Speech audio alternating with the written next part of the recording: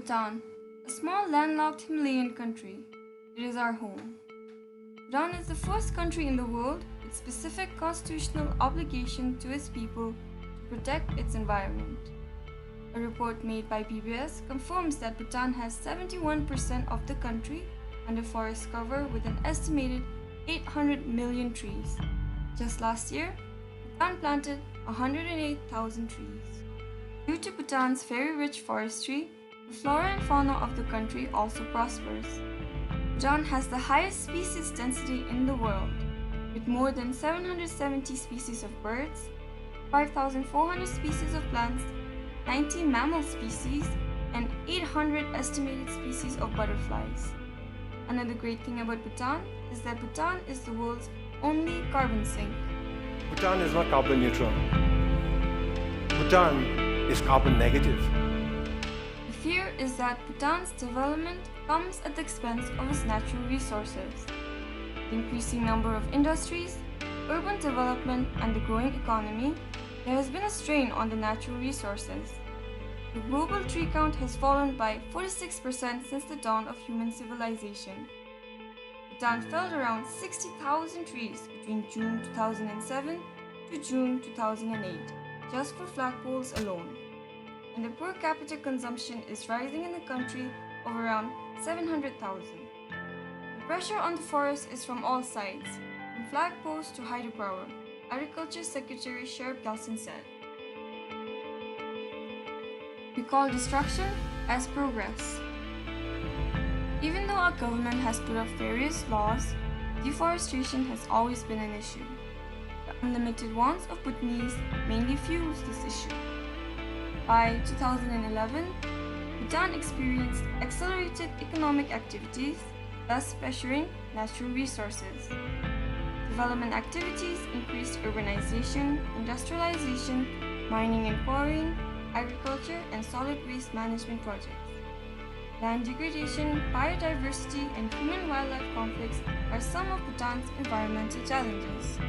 To address environmental issues, the government of Bhutan has banned certain practices with varying success.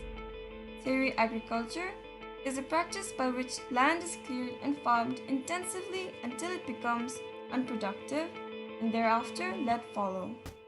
Because it is particularly environmentally harmful and not sustainable in the least bit, the government has banned such practice. The government has also prohibited the use of plastic bags nationwide. Pasaka in Pinsling is a major industrial center and has been the focus of many industry-related environmental issues brought since Bhutan began its development programs in the 1960s. Bhutan faces challenges in its urban environment due to increased urbanization, industrialization, and economic development. Through 2011, many relatively urban areas lacked designated landfills and effective waste disposal systems, promoting residents to burn garbage, dump it, or simply throw it off a cliff. In 2012, unsound disposal of waste reached 52% of generated waste. As of 2011, Thimphu alone produced some 51 tons of waste daily. This represented in a nearly threefold increase over the 3 prior years. This is due to the overconsumption of the citizens. The capital's only designated dumping site, Memel Hakang landfill, met its capacity in 2002, leading to overflowing and illegal dumping. In the late 2000s, Thimphu experienced steady growth despite water shortages. Areas downstream from Thimphu along Wangchu River deteriorated significantly because of human waste and refuse.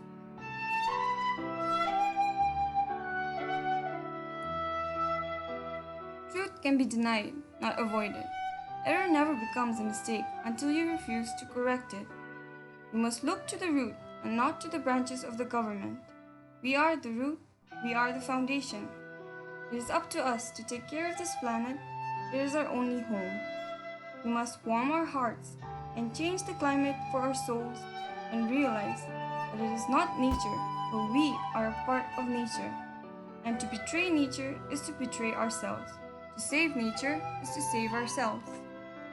Because in the end, Whatever you're fighting for, racism or poverty, feminism or cultural identity, it won't matter.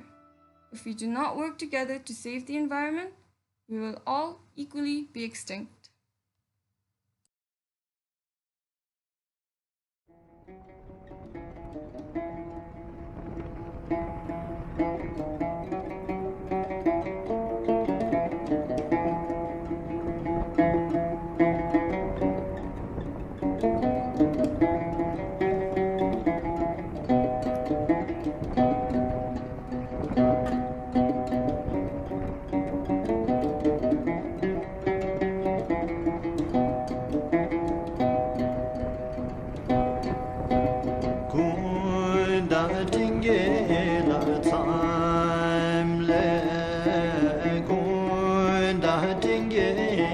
Time